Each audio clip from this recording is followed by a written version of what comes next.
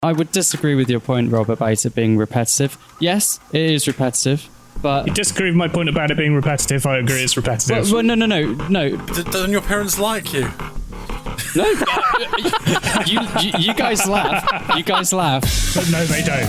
And you don't like looking more than like 180 degrees, as you said in the past episode as well. I have shot. I can look up and down as well as left and right. I can respect that. It's a lot of effort.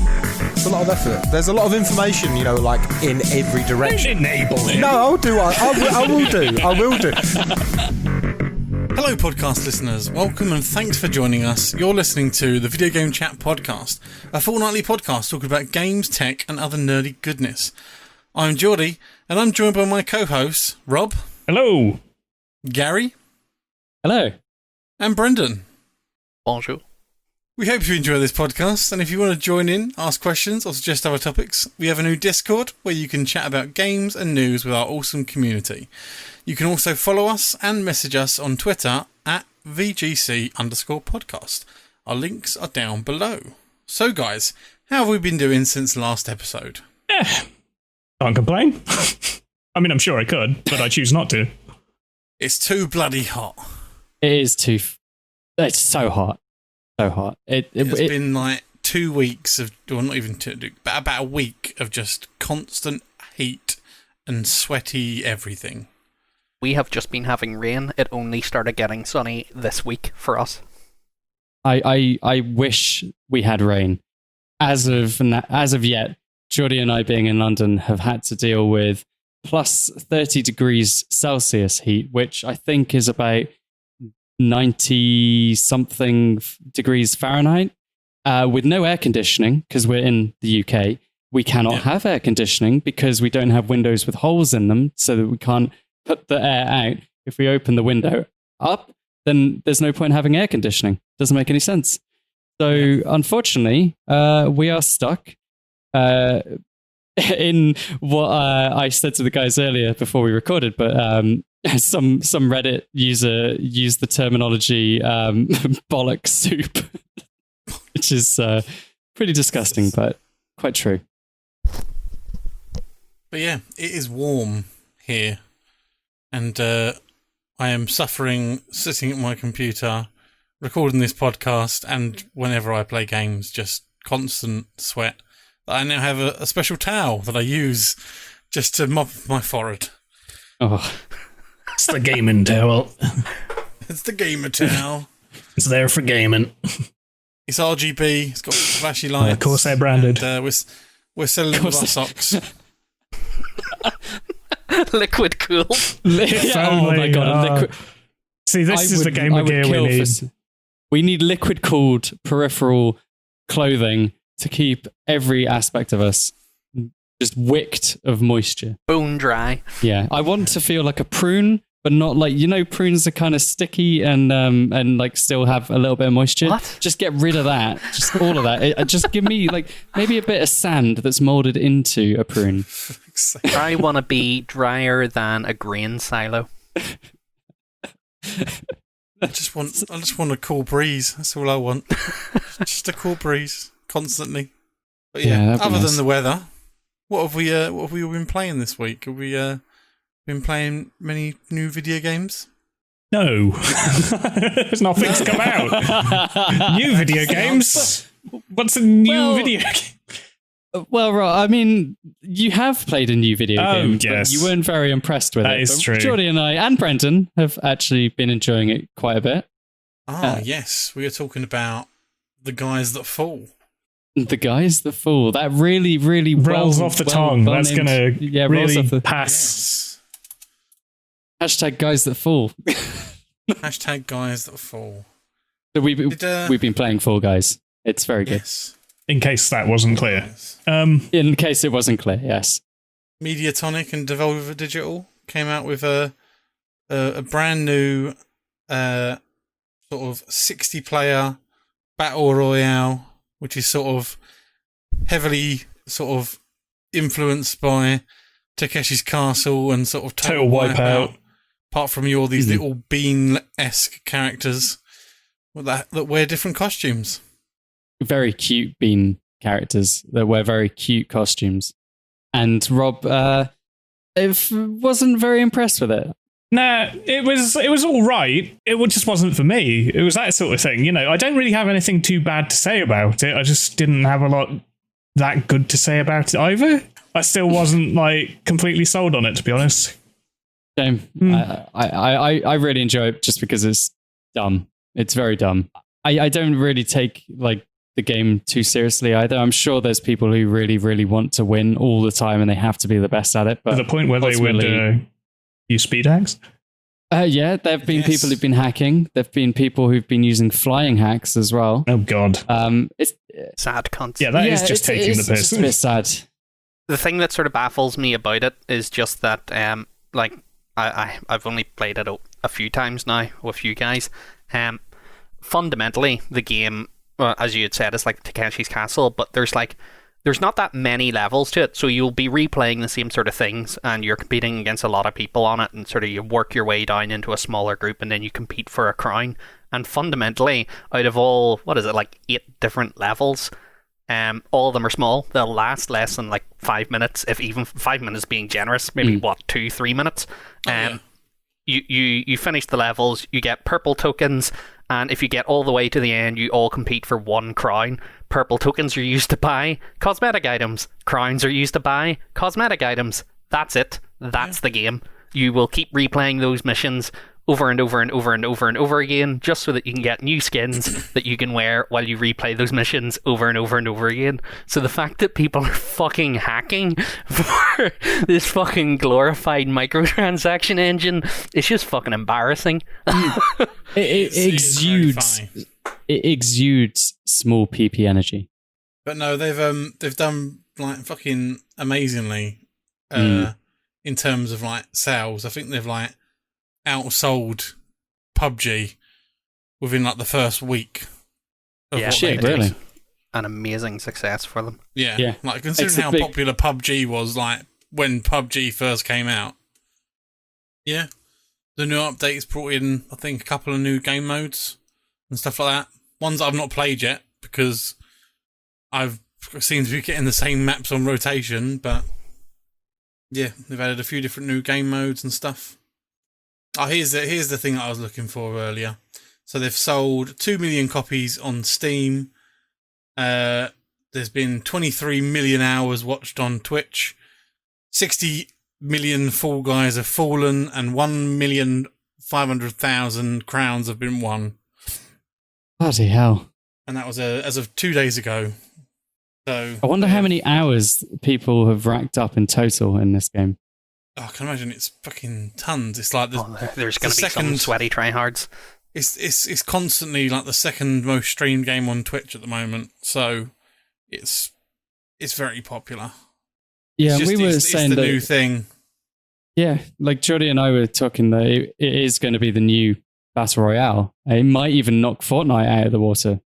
But Rob, you're a bit skeptical. Skeptical about that? Yeah, I feel like it's a bit faddy, and again, as Brendan said, it is just a very much a case of a glorified play to earn skins while you play. Like, I feel like the novelty will wear off quite quickly, as it is the same shit over and over again, and as Geordie said, the whole random selection of them sort of means that, yeah, you are going to have days where you play like, you play the first round, you're kicked out, you play another first round, it's the same exact thing again.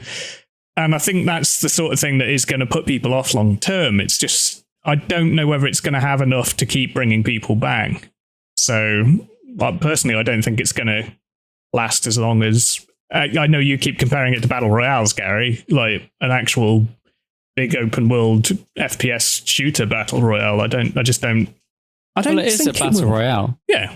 I think it's tapping into the same competitive mindset, though, where it is, all these players face off against each other, then your stream gets the big payoff of you winning the crown at the end. Yeah. And when it comes to like the content of it, in fairness to them, like all they've got to do is rewatch another series of Takeshi's Castle, rip one of the levels out of it, and just put it into a low poly map, and there they go. They've got new content for the game. I've even said they should probably sort of make their version where all the people that you knocked out from the previous round are put back into the next game to fight, to take people out, to stop them from the next round. So do like a zombie mode where all the dead characters from the last game are trying to stop you by taking them out. And if you can take out so many people, you get revived and get put back into the game again. Like, there's so many different ways that they can add different game modes and stuff to make that game. I think there is a lot of So longevity in this. Like, there's so much scope in it, and I would disagree with your point, Rob, about it being repetitive. Yes, it is repetitive, but You disagree with my point about it being repetitive. I agree it's repetitive. well, no. But it is repetitive. Well, in the terms of it's not going to be successful or have a long life because it's repetitive. And even then, it may not be too long before they look at things like that for, like, you know, community skin development and stuff like that. I think part of the ingenious approach they've had towards this, in terms of, like, not like a complete replacement for battle royales, but like the next part of, you know, all the hype around them and what comes after Fortnite and shit like that, is for their specific niche, they have made a massively accessible game. Like, this thing is not taxing on your hardware. It is not difficult to play. It is fundamentally platforming, and that's it. You just gigabyte. you jump and you run, and that's it. Wendy's has a Twitch stream. Fucking hell, Jesus. You know the American chain, Food Yeah. chain, Wendy's, the burger joint. They have a Twitch stream, and Fall Guys were getting a bit of that engagement by watching them play. Mhm. That is just bizarre to me.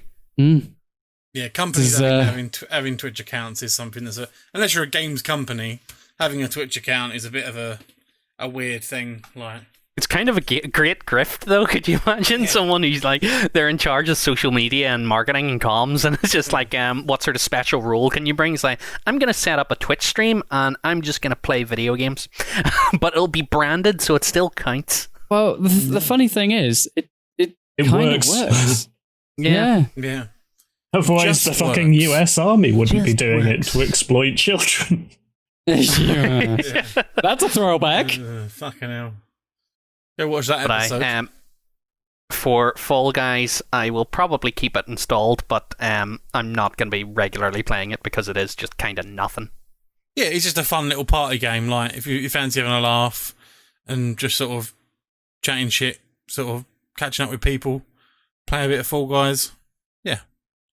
Nothing you're going to take too seriously, is it? Yeah, far less taxing than literally any other Battle Royale game. Yeah. Exactly. Yeah, very much. Moving on, I think Rob's got a little bit of news for us. They have finally announced to everybody, fans of the old genre, the old series, a new Earthworm Jim, which it's been, 20 years since the last one? I think the last one was, 1995, Brendan? You remember them. You were quite fond of them. Yeah, I think 95 was the big one on PC that was like the fucking masterpiece. Mm. And then, ever since that, it's just kind of disappeared. But yeah, Earthworm Jim 3 coming out, exclusive to the Intellivision I'm just Amico? What the fuck? What the fuck? I should correct myself. There was definitely an N64 game. There was a Genesis one as well. Am I making that up? I'm going to Google it right now. We're going to fact check my fact bullshit. check right yourself. now. There was one in Earthworm Jim 1994. 3D. Yes, fucking exists. 99. Oh, 1999. Earthworm Jim 3D came out on N64. Dear Christ, it looks like dog shit. I'm glad I never played it. There was also one on the Sega Genesis in 1994. Yeah, but who cares about it? It, to me, looks like, you know, when you go to the shopping mall or the shopping centre or whatever you want to call it, and you see those spa places where there's like people getting their feet cleaned. yeah. It looks like that. It looks like I thought you were going to say it's like if you go to, you know, like Spain, you will have like kind of shops in the flea market area and they sell things like the E-phone and the fucking Pokemon Green and shit Yeah. like that. Oh, yeah. You know, like the bootleg versions of everything. Yeah. I know I wasn't going for that, but I do also see what you mean with that. It does look like it looks like a toy. It looks like a toy you'd get from like Argos. Argos. Yeah, it looks like something you'd see in the Argos catalog. Rip, but It looks... Yeah, I just don't understand. Like, they must have been fucking desperate to sign up to this being some sort of exclusive thing for the fucking Intellivision Amico. Honestly. Who's going to buy that? What is it? Like, where did this come from? I have no You know idea. what that is? I know exactly how this is going to turn out. This thing's retailing for, they think, about $250, right? What this is going to be is a huge amount of kind of working class kids in America getting the most disappointing fucking Christmas when they ask for a games console, and their long-suffering parents scrape together savings and buy them this thing. Just for their children to hate them. Yeah. So I've just looked up who the console is released by, and surprise, surprise, it's Mattel Electronics. Ah, yes. So There of we course go. it looks like a fucking toy. Some very fucking interesting games lined up for it. It's there. Bomberman's apparently making an appearance. All right. What? Throwback. How is Yeah, how is- Bomberman. There's an asterisk beside it. Not sure what the asterisk means, but it's Bomberman's scheduled for 2021. Isn't Bomberman Nintendo? No. No, it's definitely not. Nope. Huh. Oh, so it was. But yeah, Fun for everyone. Premium, family-friendly games for all skill levels. but yeah. I wonder if they'll have Earthworm Jim 4. Fall Guys on it. Echo the I Dolphin. don't think I'd run it. But yeah, I don't think it's a particularly wise move, that exclusivity deal for the old makers of Earthworm Jim. Like, I don't think anybody that's remotely interested in seeing a new Earthworm Jim is willing to spend however much an Intellivision Amico is. $250. Jesus Christ. Just for an yeah. Earthworm Jim. I think that exclusivity deal has exclusively said that we are not going to make sales. Also, so just looking at this, it looks like two fucking iPods, like the original Does like look like iPods. iPods, Yeah. and they're like designed for simplicity, and they've got a fucking analog wheel as the controller. Like, what? I've actually got there is a lot of potential here, and I mean potential just in the sense of this could be the console that makes the Dreamcast look successful. This could be the one. Also, just they're retailing this at $250. If you go through all the game releases and stuff, clearly the idea is that this is marketing retro games. They're all very fucking simplistic. Like, it's very sort of most of them are 2D platformers and stuff like that. And they're expecting $250 for this. The thing looks like it cost about $10 to make. It does, and weirdly enough, it reminds me. Did you guys ever get the M&M's LCD games console? It's a fucking McDonald's toy. It wasn't a McDonald's toy. It was. You're saying it a looks like McDonald's one. toy. Oh well, yeah, it looks like one for sure. But you bought it separately. I remember buying one, or at least being bought one by my parents at like a WH Smith. I think they were selling it at. Fucking hell. I was about to say, doesn't I your parents googled like this. you? No, you guys laugh. You guys laugh. But no, they You don't. laugh. But this oh god. Just going through the image results from fucking searching for M&M's LCD games console, there are so many little fucking toys and shit from the 90s that are being popped up. All these little, sort of in the similar style of, like Soccer Systema, yeah. Double Dragon and shit like that. These little one-off games console things, Dinosaur like handheld Valley. ones. And it is giving me so much fucking weird deja vu throwback shit that I feel like I'm having a stroke. I can smell the plastic. Yeah, I when looking at this in television entertainment, I can smell the unboxing. It smells like cheap plastic and a lot of disappointment. The children are crying. Cheap plastic and a lot of disappointment. Name of Gary's sex tape. Hey, got him. I will not be buying an Intellivision to play Earthworm Jim. And if you are inexplicably a young person listening to this podcast and you're thinking of asking your parents to pick you up an Intellivision Amico, do not show them a picture of it because they will go out and buy a house phone. Yeah. It almost looks like one of those emergency Wi-Fi things that router. you get. Well, Yeah, one of those like fucking life alert things. There's one button on it. yeah, exactly. The one to give your nan when she's at home. Yeah. Have you got any other news at all? Talk about? Ubisoft announced Sam Fisher's coming to Rainbow Six. Another fourth game in a row that he's coming to before he comes to another fucking Splinter Cell, which is all we've been asking for. I feel like we've reached the point where Ubisoft doesn't deserve to be mentioned. I think we've reached the point where we are past the need for Ubisoft. Just generally, as a society or as a podcast. Yeah, as a society and as a podcast, I think we should just let them die. And we also saw about the guns for Cyberpunk 2077. Ooh, yeah, I did actually watch that Nightwire. That was really good.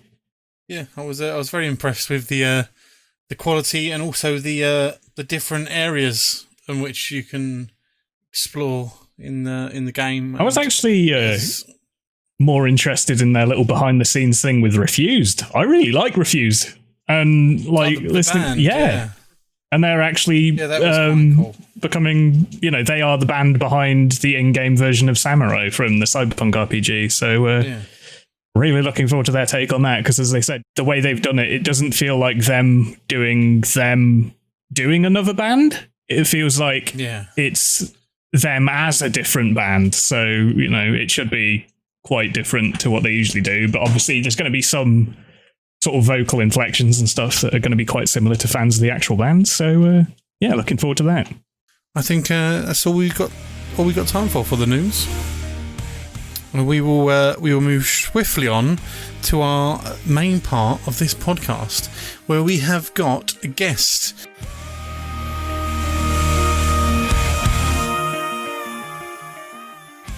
On today's podcast, we are talking to Mr. Moat Lowe, who is from the alltheloweend Twitch channel and from bands such as Novena and Sludge. Am I correct there, Mo? You are correct. Hello. Yes. How is it going, mate? How are you? Yeah, I'm good, mate. I'm too hot. I'm so hot. It is very warm in the UK at the moment. Honestly, it's at the point now where my fan's been on for so long, I think it's starting to mock me, and I don't know how I feel about it. Yeah, I've literally taken the guard off of my fan now, because it was just getting warm, and just the all the dust and stuff was just clogging it up, and I was like, I should probably just take that off and let it run free. It's a bad time, man. Honestly, I think I can just hear it whispering, just like, I'm not helping you. And, it sucks, man. It sucks. But to be fair, right, the storm that we had the other night, well, we had one last night and it kind of touched on it the night. It kind of flirted with the idea of it the night before, and then last night I was like, I'm back. And it was really good. It was a really good watch. But it was also weird because you could see it for just miles and miles away, and you could hear the thunder for miles and miles, and then you get about 30 seconds of rain absolutely lashing it down, and then it would just stop again. So it's been really weird. It's kind of teased the idea of actually taking away this humidity, and then hasn't done it. But at least it's been a nice watch. I'm just looking forward to hopefully a full-on week of just monsoon weather. For me in Glasgow, it's been just overcast all week, so it's only been 17 to 19 degrees. But today it's horrible. 26. So it's been a complete. I know, Gary, I know, but to go pretty much straight up 8 degrees overnight from what it feels like to usually be in sort of autumn, spring in London, usually. Yeah, it's just not been a nice time, is it, really? I mean, to be fair, I'm one of those people that considers anything in double digits as hot. So, I'm not I'm probably not the best voice of reason for shouting about the heat, but even so, it's far too much. I don't care for it. When I came up and visited you the other weekend, I think that was probably one of the hottest weekends that's been in Manchester for a while. That was hot as well. Yeah, it was a bad time. There was heat. There was you. It was awful. Exactly. Yeah. Couldn't do it all three. Got him. No, but Mo, you are a musician at heart to start off with, and you've been streaming now for about nearly a year, or was it just over a year? No, it's erring on the side of 2. Oh wow! 2 years now, nearly. Yeah. So you've been Come up quickly then. You've been an affiliate streamer for just over a year. No, I think that's also kind of pushing on 2. The time has so flown though. I've had no track. Like I the only way that I know how long I've been streaming is by the resub messages, because I forget what date I actually started. So yeah, because I've been subbed to you for pretty much since you've got affiliate. Yeah, you have. Although but Twitch just fucks me around and not told me that I've subbed for certain months, and now I'm apparently only on a 7-month streak when my Twitch Prime has gone to you every time you've streamed. Yeah, it's apparently been really I've been funny. subbed to you for 20 months. And I was like, that's definitely not true. It's That's at least an definitely not. extra 4 or 5 on top of that. Yeah, it's really funny. It's really funny whenever I've seen that happen. Just like, I think the amount of times I've said, Geordie, thank you for the 17 months is more than anyone should say that sentence. 17 months, 3 months in a row. Yeah. And it was 19 months for 2 in a row. Yeah. And it finally hit 20 for 2 in a row. And we rejoiced, we cried, we embraced from a social responsible distance. And yeah. Yeah, it's been funny, man. It really has. It's been a journey though. I've loved it. Yeah, but what got you into streaming? What was it that sort of made you go, I want to stream, I want to sort of have a platform and a community? So, funnily enough, the reason I actually started streaming in any capacity whatsoever is because of me and my girlfriend are quite far apart. We don't get to see each other all that much. But then I'd be, sitting playing games. She'd be like, "What are you playing?" And I'd try and describe it. And she'd be like, "I have no idea." And that would happen with every game. So I'd be like, "All right, I'll tell you what. I'll put on a stream. You can come and watch me, and then we can chat on like a video call, and you can like watch the game, and we can just sit and talk about it and stuff." And we did a few games like that, and it was really cool. And eventually, we just kind of got frustrated with how crap it was on Xbox doing it through Mixer back at the time. A couple of years back, like it was just Rest really, in pieces. It was just really dodgy. Like a couple of years ago, it was one of the new things that was kind of rolling out, and trying to do that on an Xbox, which is already probably struggling to play anything remotely decent. Like once you've had it for a few years and the dust has built up and all that, it's struggling, and it's trying to stream it at the same time. And I've not got like wired internet, so I'm running off of just like a Wi-Fi adapter, and my house is. The Wi-Fi is not getting up to my room with any ease. It's one of those whole situations. So eventually I was like, I'll just do it on Twitch. And it'd just be easy. So I never actually set out really to do anything with it. It was just so me and my girlfriend could just sit and kind of play games and chat. Yeah. And then eventually, I've always been interested in like Kaizo, Super Mario World ROM hacks and stuff. And I used to watch a lot of that. And then eventually I realized that I could actually play them and stream them. So I thought, why not? Why not do it? And again, mainly because I'd talk about them to my girlfriend and she'd have no idea what I was on about at any point. So, yeah. Yes. So your Kaizo and your ROM hacks and stuff like that. So Yeah. I've explained to this. I've sort of tried to explain to the boys how it sort of is and what it is as like a concept. Yeah. But it's a full community on Twitch, isn't it? It's like a Super Mario World hacks. It's and a stuff ridiculously strong, tight knit community, and it's always growing. It's grown massively over the last couple of years.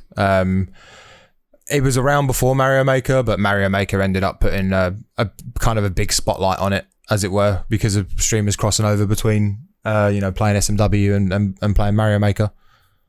Yeah, so the way I described it was sort of like Mario Maker before Mario Maker existed, where it was just people making ultra hard, difficult levels for basically people to just download as like a ROM and then play it through like an emulator. Yeah, pretty much. That's pretty much it. Yeah, it started out initially of just people making just kind of their attempts at Super Mario World sequels and just like just making hacks. Just for whatever. Some of them, they made like really hard, and then eventually Kaizo became a thing because of Kaizo Mario World. That hack was kind of like the first step into it all, and it's just gone from there. And it's kind of incredible how much it's grown over the last 4 or 5 years. Yeah. So and you're sort of one of the bigger guys in the UK who who do this sort of content. Mhm. Am I right in saying that? Yes. Yeah, because there's not many of us. That's the thing. There's really not. True. I honestly, I think if I try and think about all the people of the UK Kaizo community, I would probably do it a disservice. But I could think maybe of about 10 names, and that's about it. That is quite small. I just don't know like many UK Kaizo players whatsoever. There's been a few more popping up over the last year or so, which is awesome. And, you know, obviously there's always a thing where you're not always guaranteed to cross paths with everyone, you know, so you can't necessarily say there's this many people in the community, or like this many people represented, but it's definitely a small number compared to, you know, like say the States or like mainland Europe and stuff. But you do have sort of a quite a varied audience. You have quite a lot of American followers and yeah, there's people from all over the shop. People are like, you know, people from Chile, people in Australia, you know, just kind of everywhere. Sweden, the US, Canada. You know, like just there's a really big mix. There's a really big mix. It's really refreshing. Nice. It's really fascinating watching you as well. Like I don't tend to like my personal watching habits of like Twitch streamers or YouTube content creators. I don't really go for the like the trying to complete a challenge over and over again type of thing, just because it doesn't usually interest me. But watching you, I don't know what it is. You're just really like, it's so fascinating to watch you attempt playing these levels. I can't explain why, but I really enjoy when I get a chance to jump onto your stream. I really do enjoy watching them. No, thank you, man. I think a big part of it is Kaizo is generally kind of fascinating to watch anyway, because it's everything that almost feels like platforming kind of should be, and yet never normally is, you know, and taking like the knowledge of a game and kind of pushing it to the extreme with all the things that you can do. Because, you know, there's a lot of weird knowledge that you end up learning about Mario because of Kaizo stuff, because that's just how things work. And I think when you just see it happen for the first time and you have none of that, you just sit and watch it, you're like, what is this? Yeah. You know, like, what is going on? And it's kind of fascinating in that sense. That's what pulled me into it initially. You know, I've always loved playing Mario since I was very, very young. And seeing Kaizo and like SMW stuff, how it was the first time, I remember sitting there for ages, just with my jaw kind of dropped, just like, why did I not know this existed sooner? You know, like, and what is happening? I think it's just a generally kind of fascinating thing to just like see. And then I think you go from within yourself then, whether it piques your interest enough that you want to dip your toe in or understand more, or if you just want to look at it and be like, right, that's cool, and that's me for now. You know, it's whatever at that point. But I think, it is kind of a hell of a watch. It's really, really, really satisfying as well when you've been struggling past a part that is just like, it's so difficult because it's all intricate timings. You've got to literally press a button at exactly the right time. But when you do it, like, I mean, chat is just erupting, being like, oh my God. And then like the look of like sheer determination on your face as well. It's just great to see that. And even just as a viewer, just seeing like the impossible in a way almost being beaten it's really satisfying. It's super fun. That's such a big part of what I love about it, though. You know, that you get to that level of execution where there's certain things that are required, and you know, like it might be like a one frame trick or something that you have to do, and you get it, and it's just like, oh, that could have gone wrong so many times, you know, over and over again for hours, and I've been there when that's happened. You know, it's a massive relief every time. So what is the longest streak you've had then, trying to nail exactly one part probably and fucking it up? Probably. I mean, so this needs a bit of context, I guess, I feel, because it was one of the earlier hacks that I played, and it was a massive step up in difficulty for me, and it was called Invictus, and it was made by Juzzcook, and it's an absolutely incredible hack for so many reasons. But there was a level on that called Absolute Power, and it's something that we affectionately call motor skills. Is the coin term for it, and what it is that you can switch Mario's jump type in midair. So you haven't got to land to like switch. So you can go from spin jump to regular jump at just the press of a button at any point. And as you can imagine, doing that with some heavy item abuse stuff and lots of very tight controlled jumps and very quick changes between things, the second half of that level probably took me about anywhere between 20 to 25 hours. Oh God! Yeah, jeez. Was that wasn't straight, right? That was split up. Into that was split up over a couple of weeks. That wasn't straight. I think if I was to think about something that I've sat and ground out on in one session on a stream, it's probably been something that's maybe 4 to 5 hours, something like that. Oh God! But yeah, that second half of Absolute Power will live with me forever. But I hadn't been playing Kaizo overall like really that long. I don't think. I hope not, because otherwise I've got no excuse.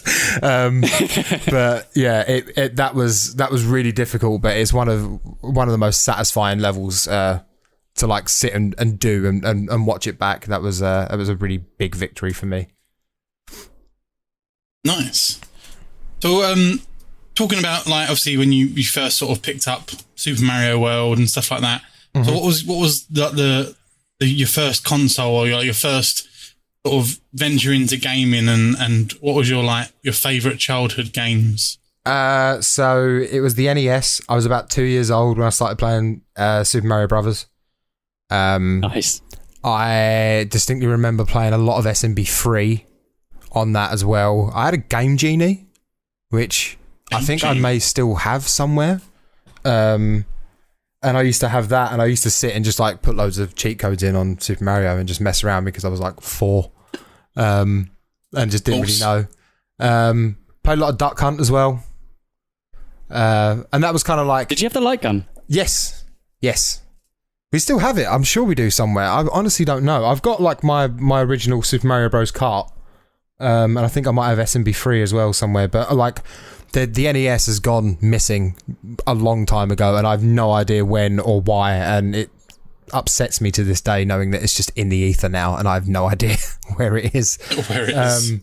So that sucks. But I've still got like a couple little things from it. There was a couple of older games that I used to play on that as well that I can't really remember what they were. There was a weird like football one that I used to play, which I cannot remember for the life of me what it was, but I just distinctly remember swearing at my TV as a very young child, and my mum walking past my door and just looking at me like, okay, you're going to turn that off now. It's like, damn it. Well, you're clearly not enjoying it. I had a lot of that. Yeah. Fucking hell. Yeah, it sucks. But that was kind of like the really early thing. And then we got a PlayStation 1 not long after they came out, and Crash Bandicoot took over my life for a long time. You've been long serving gamer then? Yes, I have. There's not really ever been any point where I've not been, to be honest. I even That's like good. we had. Oh, I can't remember. I can never remember what it is. Was it a Sega Master System that was like the portable one? I can't remember, but we had that for a brief period. I remember, and I used to play Sonic on that, and then turn it off after about 30 minutes because I was like, I don't like Sonic, but I'd still keep playing it because I wanted to play a game. You're breaking my heart. Yeah, I know. I've never been a big Sonic fan. I never have. Oh, no. I know. Me and Moat have had. I'll say me and Moat. Jordan's been banned from my stream many a time. for batting for Sonic. Mention it. I think I was on that stream when you said something about that. Or did you tell me about it? Probably. I just. Either way, Jordy probably told me about it after it happened anyway. But yeah, I remember hearing about that. I've always wanted to like Sonic. I understand why people like Sonic, and it's such a pivotal thing for young people to remember Sonic with such fond memories. But it just never ever did it for me. It just never did. Yeah. But the music in Sonic is Banging. absolutely fire. Like it's ridiculously good. I think that was the only reason I really, really enjoyed Sonic, to be honest. That and the fact that I actually played Sonic completely differently to how you should actually play. Right. Because I played it like I played it more like Mario instead of actually Sonic. Well, that's the thing. That's what Sonic's meant to be. It's a case where like, right, your character goes really, really, really, really, really fast, and you need to stop and slow down and explore to get the full experience. It's like, what are you doing? Pick one. Pick one. Yeah. You know, and like that always got on my nerves with Sonic, and I don't know, it never felt good to play to me because of that. That's the one. Do you ever wonder whether Sonic and the game style around speed what sort of led to a lot of people becoming like speedrunners? I think 100%. so. I think I definitely do think so. I mean, the thing is, speedrunning's been around for so long. I can't even remember. You know, like there was that dude went there who had all his awards stripped and then reinstated again and banging on about how he was like the best game. Oh, Donkey Kong. Yeah, Boy. that one. You know, and he's been, you know, like speedrunning as it was since day dot. But I think it definitely was that was definitely a factor, I think, in showing people that you can play games quickly and you can, you know, learn how to do like inputs and all that when you need to, as you need them at high speed and stuff. And I think that definitely helped push people for consistency and things. I think speedrunning just comes from a general fascination, like just a general human fascination. I would just be like, how fast can I do this? You know, like. Because I've always had that myself, you know, when I've been playing games when I was younger, being like, how fast can I do this? You know, like playing Burnout Revenge or whatever. Oh God, yeah. But like back in the day, and there was always like the certain tasks that you had to do where you had to get like drive almost like across the entirety of this massive map in like an F1 car, and you had to boost the entire way. And if you didn't, you'd miss out by like frames on actually beating the challenge. And I think, you know, doing things like that, and that just helps push you to kind of think like, oh, okay, there's methods to this. There's things you can do to speed games up and make them done quicker. So yeah. In that regard, what's your opinion then on like there's obviously the two types of speedrunning. There's always the straight up legit play speedrunning, just how quickly can you do it, and then there's the straight up abuse every sort of exploit and glitch. Oh, I'm glad you mentioned that, Rob. Quite frankly, I don't think that should count. Well, like, I mean, it's not pure. It's not right.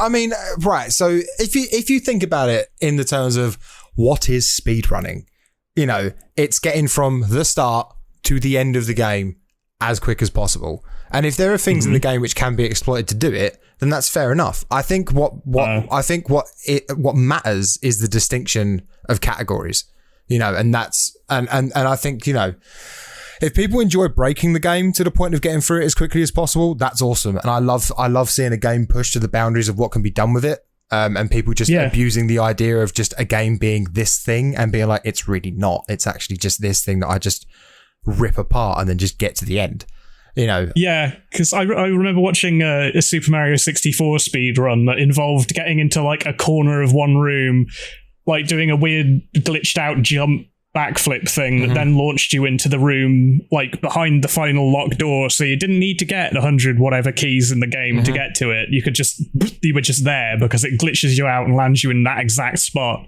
And I was just like, that shouldn't count. Like that's not my idea of speedrunning. Like, I did love there was a stream that was run with a guy who was doing a speedrun through Half-Life 2, and they had a bunch of the Valve developers that worked on Half-Life 2 sit and watch it, and they're sitting there, you know, it's the boat sequence near the start, and they're talking with this great love about, you know, oh, remember the amount of time we spent trying to fix this part of it and all that sort of stuff, and they're like, yeah, and like it took us about 6 months to get it done, and the guy just jumps into a corner, hops up 3 times and teleports across the map, and they're like, great. You'd die a little inside as a dev if you saw that, especially if you were in QA and you were like, I don't know.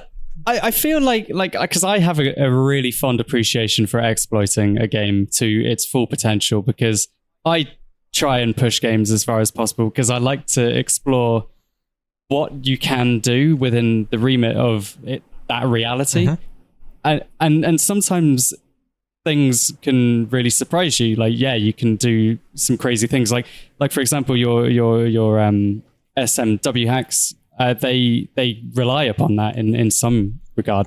Yeah, if I'm correct. And so even though it's not necessarily it's supposed to be part of the game, it still feels like it is, because you are jumping on multiple different items. You're using the shells to like kind of jump yourself up onto multiple different platforms that shouldn't technically do what they do, but you found a way to make them do that. Mm-hmm.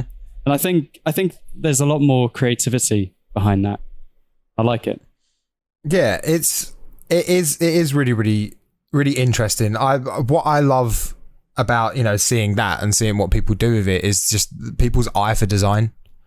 And especially when levels in hacks, you know, because the only thing that anyone ever puts into this is time. You know, no money's ever changed hands for like people helping out. It's a massive whole community thing. You know, the games are all free. Everyone just opts to put their time in and try and make the best game that they can. And I think it's so interesting to see the level of commitment to atmosphere, to design, to, you know, looking at palettes and making sure that palettes all match up, you know, to aesthetics of levels, to making, you know, themes. I mean, there's hacks with like escape rooms in them and stuff, you know. Nice. Like that level of just of thinking about something and pushing it to that limit within just this engine, you know, it's phenomenal. That I think that's also like a big part of what always attracted me to it. It's just, you know, no two hacks really are the same, and it's unique and it's brilliant. I love it. I really do. Talking about hacks that have been made, Mm-hmm. so they've recently made a hack that I've heard called Peachy Moat World. They have. Can you talk a little bit about that? Okay, so Peachy Moat World exists because I'm very, very lucky, as is Peach, and our good friends Sparky Sight and Dan 2.5 decided to make a hack together. Dan 2.5, this was his third release. It was Sparky's first one, but they collabed together on Dan's second hack, which was Super Lani World 2. And Spark was the playtester for that, and then they came together and wanted to make a hack together. And they dedicated it to me and Peach, and it's incredibly wholesome. And I'm very, very lucky that that's happened, because, you know, a lot of hacks do get dedicated to other streamers and stuff in the community. But this had a very, very like big personal touch to it. There was a lot of secrets and little Easter eggs and stuff to do with me and Peach, and all of our friends were putting it in portraits and stuff. You know, like secret rooms in the game that you go and find, and there's a portrait of just me in a lion outfit, Nice. and all these kind of things. You know, and I cried at the end for a good 20 minutes. Because the title credit song is a Nirvana song that they managed to get someone to port into SMW. Oh, that's brilliant. Which was just Oh my God. unbelievable. That's a nice yeah, That's a really fantastic touch. yeah. I just bawled my eyes out as soon as I heard it for that 20 minutes. Honestly, I just could not contain myself. They told me for months they couldn't do it. I never even said anything to them about them doing it. They just went, yeah, we had this idea. And I was like, right. I was like, we wanted to put a Nirvana song in the game. I was like, I'd lose my shit if you did that. They were like, yeah, that's why we wanted to do it. But no one's available to do it. And I was like, well, it's not a big deal. That would have been really cool though. And then for months I was just disarmed, you know, and then finally beating the game, and then just hearing that happen was just, yeah, unreal. It's wholesome Brilliant. shit. Absolutely I've wholesome not yet shit. got around to watching it, because I'm currently watching you play it through on your YouTube channel. Yeah, I've been meaning to get another video done, but it's been far too hot, and I've been way too irritable to sit through hours of footage of me being an idiot, and cutting it up to make me look like an idiot in a good way. So yeah, I've just been too hot and just too not focused to do it. But I will actually get around to putting another episode out hopefully over the next couple of days. Yeah, Hopefully. that's and also something else we wanted to speak about, which was your recent charity work you did for hitting your subscriber goal of 100 subscribers. Yeah, A couple of months ago. that 24-hour stream for the Bow Project. That Yes. was super fun. That was super duper fun. So you came to me and you was like, "Hey Geordie, I just wanted a bit of a help. Like, we're gonna do a charity stream and stuff like that." And you was like, "How much money should I sort of set up to start off with?"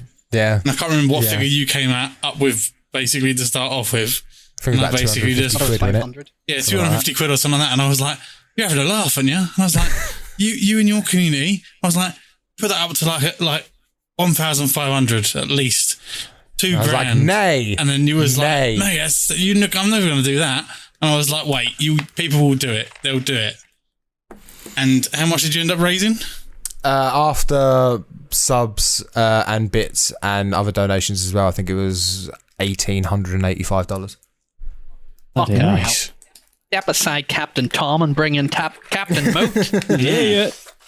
I'm really stoked. Honestly, I did not expect the whole thing to go as smoothly and as awesomely as it did, but it was a really great event. It was such a good day. There was only one point where I nearly fell asleep as well, so I'm really proud of myself. but to be fair, that's because I was an idiot and decided that 16 hours into the stream would be a good time to play Journey for the first time. So, Oh God. yeah, that was a smooth brain move. But aside from that, it was really good. It was really, really good. You had a good choice in the selection of games that were like firsts for you as well in that stream. Yeah, for sure. Just stuff that it was stuff that I knew like people would want to come in and see. Playing Grand Prix World 2, like that's like the coveted big fucking SMW hack. You know, when that first came out, I think for a solid week, Super Mario World was in like the top 7 most watched on Twitch. Whereas normally it's got like between 1,000 and 3,000 viewers. That was pushing like a serious fucking number when that hack came out. Because it's incredible. It's absolutely incredible. And I highly recommend anyone watch, even just a speed run of it. It's a phenomenal watch. So playing that first of all was a lot of fun because I've been saying I wanted to do it for ages. And then doing the Pokemon RNG challenge afterwards is always fun because people like to laugh at me for the RNG because it never goes well, ever. Yeah. And I don't think it did that stream either. I think it went very, very badly. Yeah, it weren't great. It wasn't great. It was so the RNG challenge, if you don't know what it is, is that on PokeMMO, which is exactly what it is. It's Pokemon, but MMO. There are 644 Pokemon that you can get. So I roll a number between 1 and 644, and whatever Pokemon I catch is the only Pokemon I can use to beat the next gym. Oh my God. And I've already done Gen 1. I've cleared that. That was really fun. And now we're doing Gen 3. And Roxanne's gym with a big rock Pokemon, and I rolled a Growlithe. So, Oh no. Brilliant. yeah, that wasn't super fun, but we got through it. But yeah, there's a whole lot of other rules of it. You know, I've got myself a budget that I can't spend over a certain amount of, which is only like 300k, which sounds like a lot, but it's not, because there's a whole like in-game economy where you can buy Pokemon, which is the best way for me to do the challenge. Because I can't necessarily always catch them, so I just have to buy them. So it can get pretty expensive sometimes, trying to buy the Pokemon. So it's a whole like resource management thing as well. It's really fun, but it's definitely stupid. And yeah, I think after that, it just kind of set the stream up really well for it to just be a good night. We had a lot of laughs and raised a really good amount of money at the start of it too. So I think everyone was just in a really great mood, and that played well with like Celeste and Subnautica and stuff that we ended up playing. Oh, and the Messenger as well, which was really good. So that got me through the night pretty well. I was actually going to ask if you played Celeste, because I feel like that is very, very similar to the hacks in a way where you have to be quite precise with your controls. Yeah, I have played some. I need to play more. I really want to play more. I loved what I played. And also I feel like it's a good time to also say that it's funny that you say that there's like a similarity between that and the hacks, because someone is currently making a Celeste SMW hack. And it's unbelievable so far what I've seen. There's so much cool stuff to it, but yeah, it's phenomenal. There's some levels out there like already kind of showcased.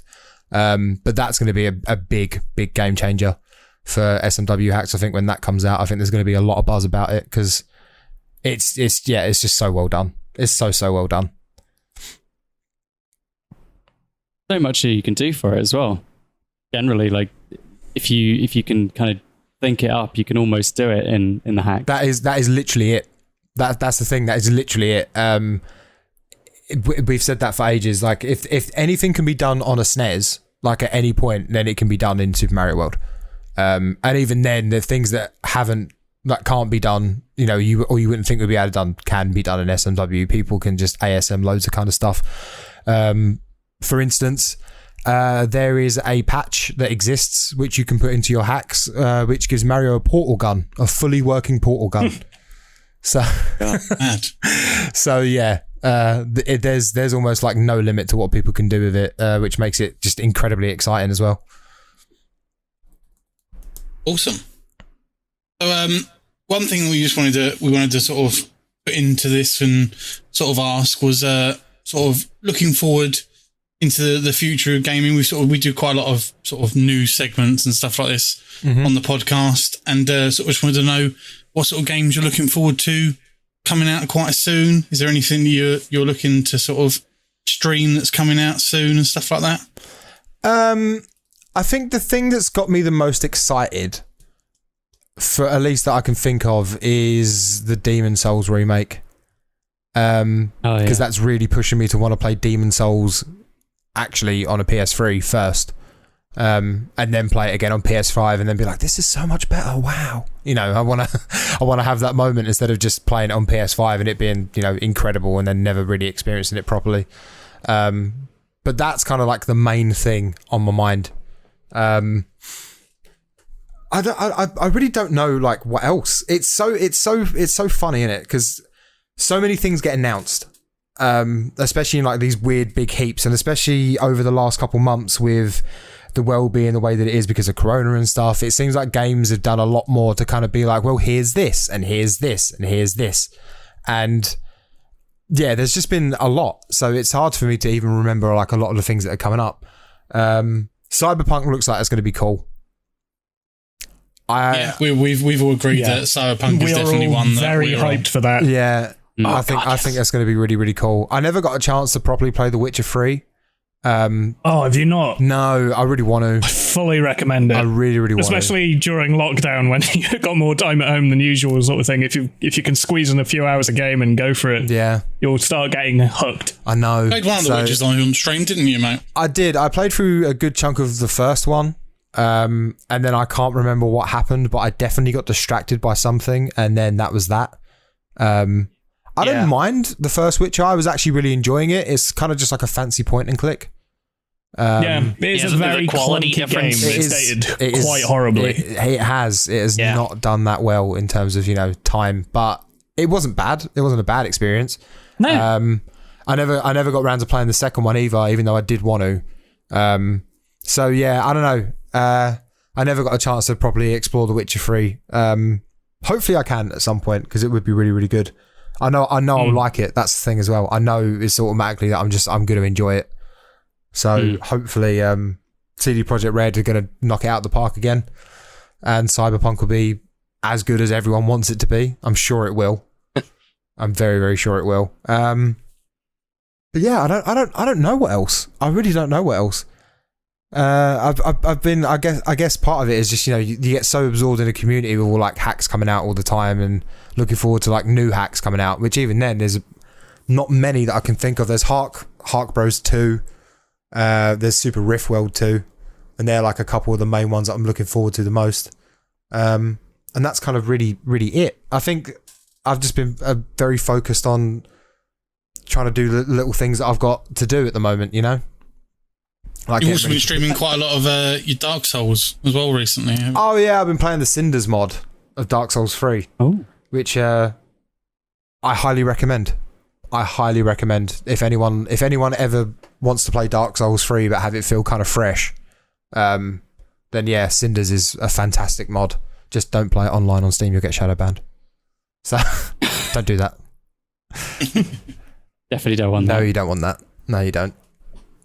My mate's scared. I remember. Sorry, I remember my mate actually scared the shit out of me whilst I was mid-stream, because he messaged me. He was like, "You're online on Steam," and I'm like, "Right." He's like, "And you're playing Dark Souls." I'm like, "Right." And he's like, "You're gonna get shadow banned." I'm like, "No, I'm not online on Dark Souls." He's like, "Oh yeah, sorry." He's like, "Don't fucking do that. Don't do that." Like, oh my god, you just sit there and think like, have I made such a slight, massive mistake? And thankfully, I hadn't. But yeah, he scared the shit out of me. You felt that blood pressure rise. Oh, massively. I actually saw a couple of streamers accidentally dox themselves because they went onto Amazon, and if you click on like any product that you want to go on, it shows your location and your postcode. Oh, no. God. So advice to any streamers and all of us, don't go on Amazon when you're Streaming. or if you do go on Amazon while you're streaming, go on incognito. There we go. Yeah. Tip for the day. Today I learned.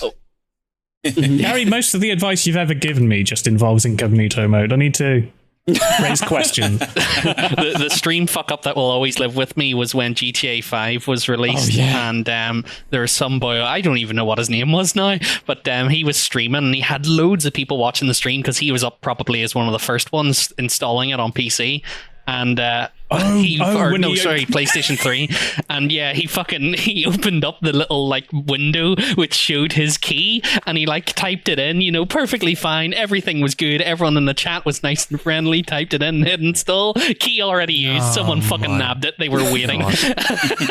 My God.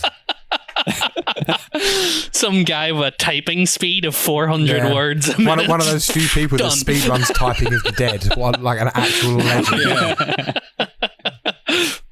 Oh, rude.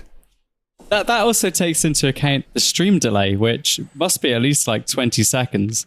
Yeah, exactly. I mean, you can get a pretty slow speed delay depending, but like they've made it better. But sometimes, I mean, if you're on mobile, then yeah, it's going to be about 6 weeks until you see it. But yeah, it's actually generally a lot better. I mean, I think I don't actually know how much latency I have on mine, but that's definitely why I would never get a key up on my screen and like slowly sit there and type it in, checking. Or what would be worse as well? Could you imagine if you like was one of those people who like said their password out loud as he typed it? And he's sitting there on stream saying the keys. He's entering it digit by digit. That kind of thing where they think it's under their breath. Yeah. Someone just fucking zooms in on their iPad onto their great, gotta fucking log in again. Yep, welcome, 1, 2, 3. Yep, there we go. Not gonna lie, I was one of those people back in the day. That doesn't surprise me in the slightest. Used to like say their password as they typed it out. Yeah. I learned to stop doing that. I imagine you probably got stung quite a few times before you learned as well. Probably, bless him. Yeah, probably. Yeah, knowing probably. Let's hope it wasn't anything serious that got you in. Oh, no, probably not. I think I've had my RuneScape account banned probably because of it. But yeah, nothing life or death. But yeah, has anyone else got any other questions to ask our lovely guest Moat while he's with us still? Can you deck a horse in one punch? Yeah. That's a question we've all been asking. Yeah, of course you can. I like it. Confidence. Of course you can. Of course you can. If you spend a good 30 seconds, right, getting a good run up, slightly downhill, and you go for it, and the moment you get within that horse, you fly it and you fling that forearm forward. Oh, yeah, you could take out a couple of horses with that, I reckon, actually. 2 or 3 tops. Straight through the face, right fully, at the back end, into the other face. Fully. Bang, done. That's it. Horses. What are you saying? I think that's the only time I've ever had a confident yes to that question. That's because people... and not just a confident yes out of nowhere, but I've put thought behind this, I've got a method. An established method.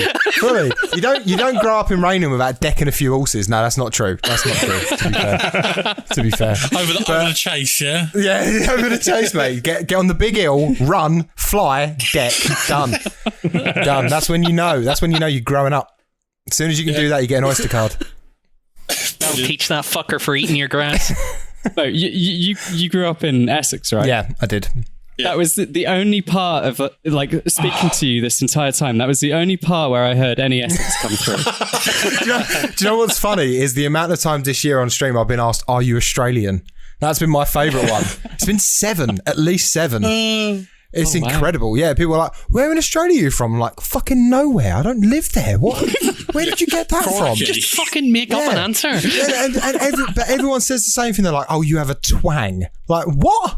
What are you on about? What twang do Australians have? Like, nah, weird. So weird. Just your moaty twang, mate. That's what it is. Apparently it is, yeah. Apparently. That's just what I have now. That's something. That's going to go on a bio somewhere at some point. Has a twang. Never going to explain it either. Just slap it in your CV Yeah, and everything. why not? Australian twang, apparently. Yeah, apparently. I know what a Tim Tam Slam is. That's enough, right? Is that enough? I don't know. It says here that the Moat has a twang. He's hired. If that's all you had to do to get a job, that'd be great. But no. Yeah, I'd be sorted if I could fucking have No, a you twang. wouldn't. But you don't have a twang. That's the I problem, don't Jordan. have a twang, You no. ain't. Not even a little bit. Not even close. Fucking Rumford, mate. That's what I'm saying. Yeah. That's not twang, is it? That's just shame. and sadness. Yeah, that's all that is. Oh.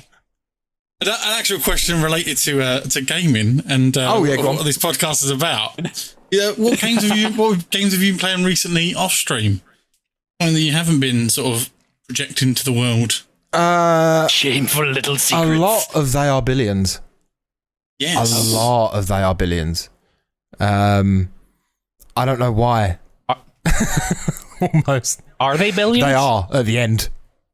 Good lord, they are billions indeed. It's a really fun game. If you've never seen it or you don't know what it is, the way that I would describe it is like a steampunk zombie-esque RTS tower defense.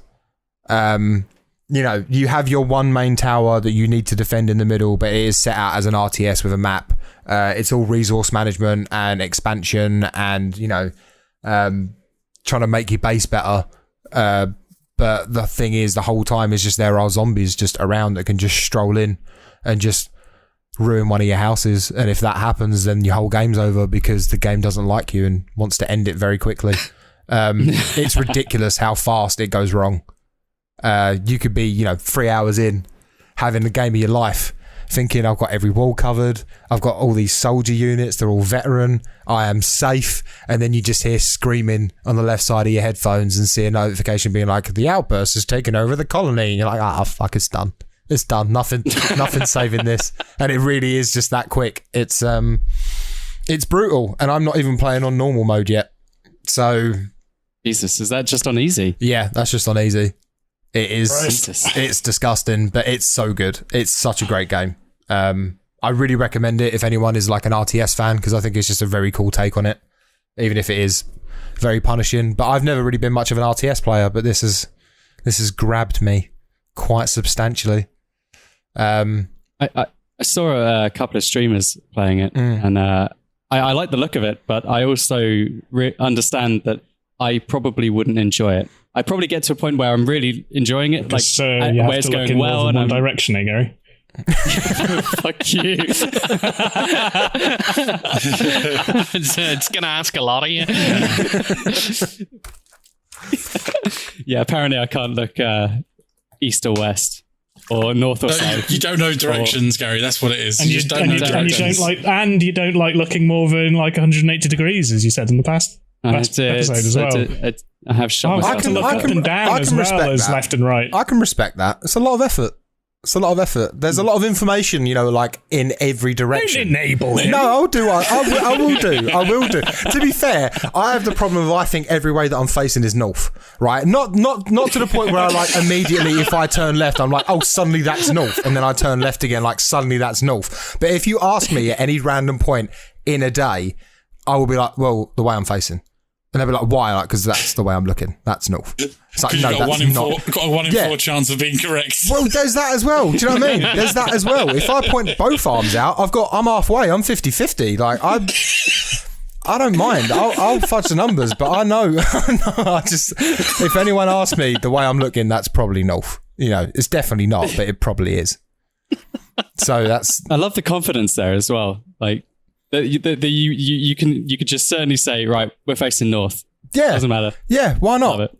Why not? Since Just when? say it with confidence, everybody will believe you. Since when were directions important? Like, I misheard that. I think you heard what you wanted to Anyone hear, else and then you didn't mishear it. That's all I'm gonna say. Oh Be no! hot for that kind of carry on. Well, it's just got even hotter. Oh, it's the fan. It's just not doing its job. It's just mocking me still. That's all it is. But Well, yeah. And I guess the other thing as well that I've been playing a lot of, but nowhere near as much, is Destiny 2. oh yeah. But I'm a little burnt out on that at the moment, I must admit. But I really love that game for what it is, for the most part. For the most part. It's one of those games I've wanted to pick up since it's become free to play, but just know that you and Lewis and a few of our other friends who play it are a lot deeper into it. And like, if I feel like if I join and start playing now, it's just going to be a big grind for me to get up to sort of a level where I'll be playing with you guys. It's just it ends up. This is the thing. It ends up in that interesting part between the two, which I think depends on like the level of sweat lord that you are. Because, for instance, you know, like when the new season comes out and then there's a new power creep, we all go, "Oh, all right, we'll just go and do it," and we go and do it, but we don't realize what we're doing is we do the power creep like on all 3 characters that week, and we do our least played one first, so you get like the biggest jump with each next character that you play till you get to your main, and then you get like the big jump because you've used all your like loot from your other ones that you've got made stronger and brought it to the next character, that kind of thing. And when even when I started that sentence, I could hear the level of sweat lord that I am, let alone let alone actually doing it, you know. So like in my mind, that's like, oh, that's not that bad a grind. And I think that's just almost the Stockholm syndrome of Destiny setting in a little bit on me, that, you know, I'll happily sit and do that and be like, oh, that's not that bad. And then you look back on the amount of hours that you've played and you're like, it's actually really quite bad, you know? So I don't like, disregard that point, Jordan. It would be a grind, but it wouldn't be like anywhere near as bad as it could be. But it still would be a bit of a grind. But we'd happily do it. We'd happily play with you because we just always love having people to play with. I think there's a lot of redeeming things about Destiny in terms of what it offers of content. But it definitely does get its bad rap at times. But it's kind of deserved. It's been up and down for sure. Last season in particular as well was awful. Just awful. So I've never known a game to swing so much as well in terms of quality from a live service standpoint. I've never experienced it before, so it's kind of interesting with Destiny how much I don't want to play it at times, whereas other times I get like really into it. So that was me with Battlefield 5. Mm-hmm. Mm-hmm. Like, oh, really good update. Really shit update. They've broken time to kill. Yep. Then there's a massive update, and you're like, oh god, if this is where they're going forward with it, fantastic. Then the next update kills time to kill again, pretty much kills the game, and then they announce that they're no longer supporting it. Yep. You're like, well god. Done. Well done. Yeah, I had a bit of a stint with Battlefield 5 that was like that, because Battlefield 2 was the first big sweatlord game that I ever played, and wasted like a lot of my time on.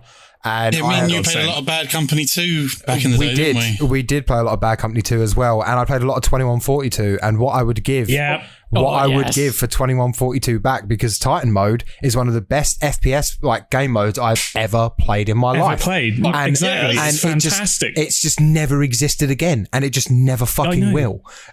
Just that fact that it wasn't just a straight up, this is the only way you can win sort of thing. Yeah. You know, you could just hammer them with the rockets, or you could board them to do it quicker. Mm-hmm. And it was just so good. It was just one of the best, and it really pushed teamwork and everything. Fully. Back in like that game and like Battlefield 2 and stuff, everybody did sort of stick together and was incentivized to play together just by the game being better for it. Yeah, I mean, the little things that they changed about the quality of life from Battlefield 2 to 2142 irked me.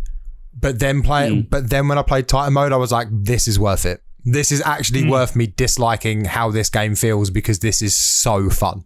This is it was just one of the best experiences that I've had. I wish we could go back and get them again. Like if they ever did a 2142 remake with Titan mode in, that would actually be the first time I would want to give EA money. Oh, Yeah. I think the problem with because I really, really want like a 2143. I that if they do a new Battlefield game, I will probably only buy one if it is 2143 because their last one, Battlefield 5, was just disappointing. But I don't think, as much as I want 2143 to be a spiritual successor or just a successor to 2142, I think the fact that they're now targeting a more casual audience will mean that The quality's going to suffer for it, yeah.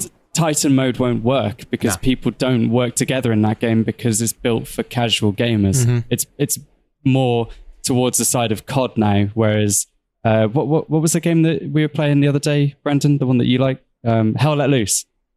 Oh, yeah. That to me feels more like 2142, but in World War II, if that makes sense. Right, okay. Like a modern As version. in, you run for 40 minutes and then get shot by some guy sitting in a bush. Yeah, That's definitely part of it, for sure. That was definitely part of it.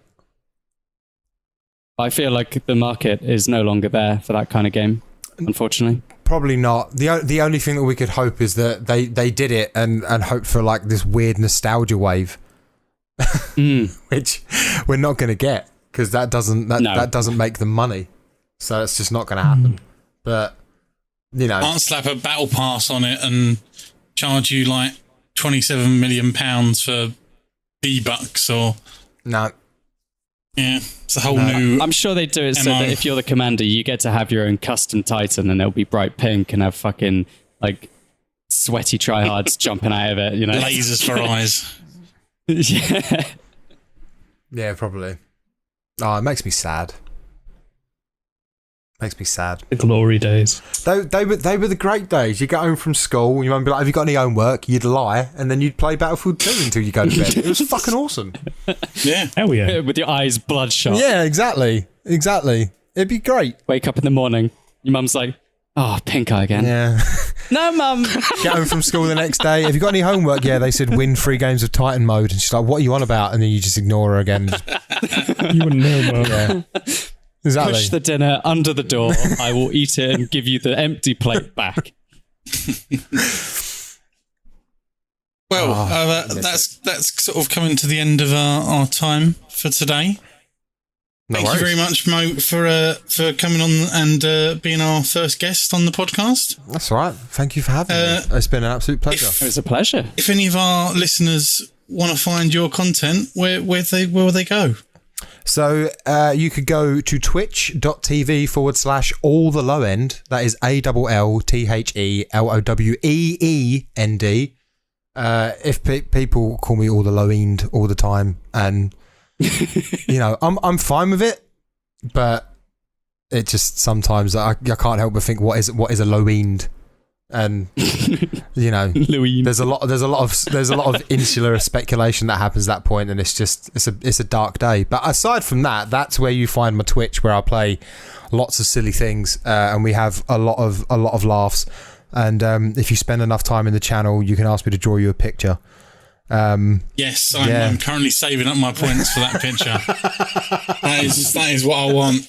I want a signed picture by you, dude. It is. Can it be any picture? Yeah. So basically, what it is if you have 5,000 channel points, you can redeem them on a thing called Draw Me a Thing, and you can literally ask me to draw anything you want, and I have a minute to do it in Microsoft Paint, and I cannot draw. So it's a lot of fun. It gets weird quite a lot, and a lot of people tend to mistake a lot of the things that I draw for other things, but that says more about my chat than me. So Are those things phallic in nature? sometimes I once drew a chair and someone was like, "That's a very phallic chair." So you know, that if that puts you in the mindset that you'd like to join that environment on Twitch of your own time, please again follow me the link I mentioned. And I'm going to get in on this. I'm going to see if I can figure out something that makes you break as many laws as possible. That's fine. That's fine. But just be prepared to know that, like, what you asked me that could do that very well may not look like that. So therefore, I might be fine. You know, there is always the downside to this, which is I don't think it ever goes how the person who's redeemed it wants it to. I asked for a tower of penises, and this is just a chair. And that's pretty much it. That is pretty much how it goes. It's honestly, it's a really good laugh. It's really funny. And I think that is probably the funniest part of it for me, is that, like, I get really focused for that 1 minute and don't really see what I'm drawing, as it were. I'm just trying to make something happen. And then I stop, look at it, and just lose it, because I'm like, what have I done? What cursed thing have I done here? I am become death. It's so bad sometimes. So, like, one of my friends asked me to draw Mr. Blobby watching over him whilst he slept. Oh, so, God. Yeah. Oh, no. Yeah. If that's any indicator of what it's like, yeah, it's it's so dumb. Shit gets weird. It does. If you search All the Low End spelt the same way, funnily enough, on YouTube, you might find some videos. If you look up Peachy Moat World, then you might find my playthrough of that hack, which is slowly going up. Yeah. And on Twitter, I'm also All the Low End, and Instagram as well, I think. I don't really use Instagram all that much. I'm very bad at it. We'll whack your Twitch and your Twitter in the video description and the podcast description as well. I'm so glad I spelled it out for you, Jordan. That's fine. I would have forgot the extra E. You know what I'm like. Even though I know you and your last name, so I know how to spell that. Yeah, you do. But, you know. Loweend. Yeah, the Loweend. I'm going to call you Moat Loweend from now on. You can call me whatever you want. Good. As long as you keep giving me your Twitch Prime, call me whatever you want. Daddy. Yeah, but not Daddy. No, that's for me to call you.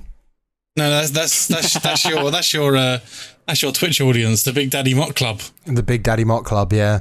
After getting openly sugar daddied on Poke MMO. Yep. Oh man. Yeah. That was a funny stream. Indeed. Add to masturbation list. If you want, I've got a highlight video of it. If that will help.